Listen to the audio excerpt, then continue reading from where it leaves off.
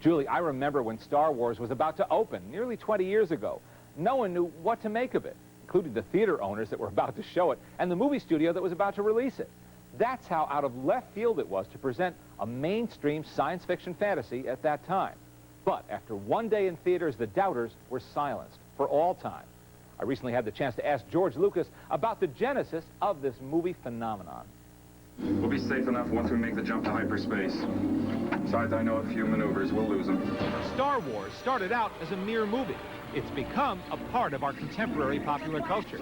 But as I learned, its creation was a series of happy accidents. For starters, it was frustration over not making a more serious movie that helped fuel George Lucas to work in the field of science fiction.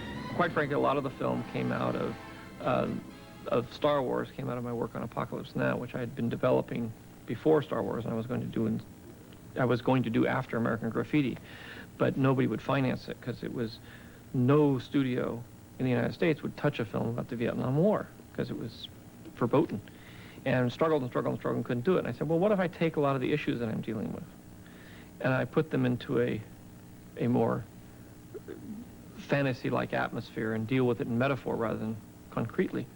Maybe it'll be easier to digest, and it was. Indeed, Lucas got to deal with a senseless war in outer space, a young man's search for identity and inner peace, and the existence of a higher force. Kid, I've flown from one side of this galaxy to the other. I've seen a lot of strange stuff, but I've never seen anything to make me believe there's one all-powerful force controlling everything.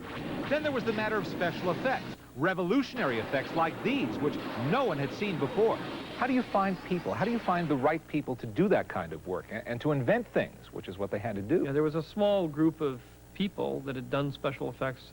Some guys had worked in commercials doing the Pillsbury Doughboy and this, so there was maybe a few dozen people in Hollywood that had actually had some experience. They were mostly college students. I can't hold off forever. Now what? This is some rescue. Finally, there was casting.